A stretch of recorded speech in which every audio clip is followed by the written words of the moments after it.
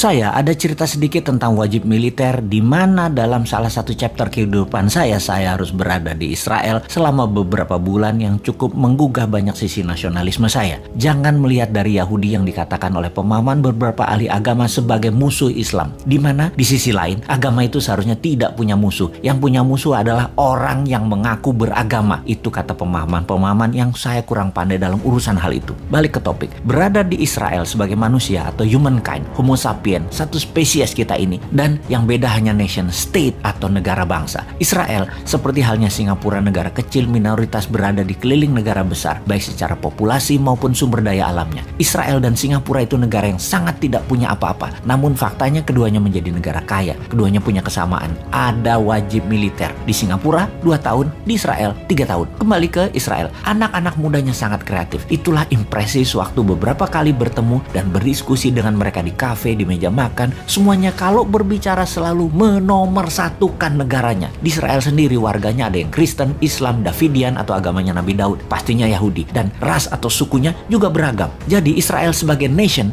apapun agamanya, warganya sangat militan. Karena 3 tahun di kawah candra di muka, nasionalisme mereka dibangun yang bernama wajib militer. Selain dari sebagai tentara cadangan, juga sebagai bentuk doktrin nasionalisme. Semua orang faktanya, orang Israel itu yang muda-muda itu sampai yang tua, semua orang jago bela diri, jago teknologi militer, persenjataan, dan kompak. Singapura melakukan hal yang sama. Karena itu, apa yang terjadi kalau Indonesia negara yang besar ini? Di Indonesia ada wajib militer.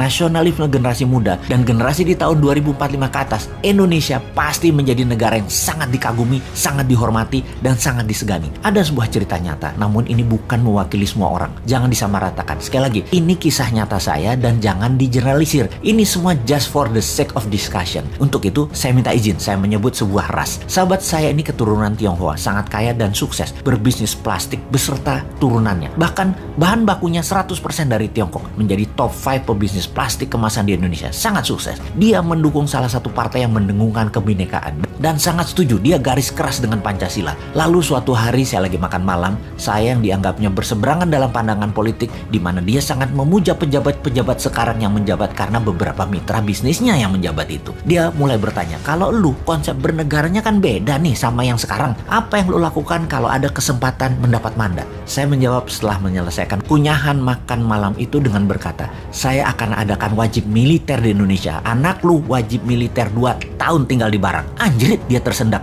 Waduh, lu bener-bener dah konsepnya. Gue bisa pindah ke Singapura kalau kayak gitu, bro. Gue baru ngeh lu bilang begitu. Karena gue itu kan individualistik. Istilahnya warga dunia deh, world citizen. Kemana ada cuan, ya gue ikut. Kalau lu buat wajib militer, ya mendadak anak turunan gue jadi pada nasionalis. Uang dan bisnis gue jadi di Indonesia doang. Ah, lu gila. Saya lanjutkan. Dasar globalis lu, ngaku-ngaku NKRI. Sok-sok teriak kebinekaan buat tantang wajib militer ke anak turunan lu jiper.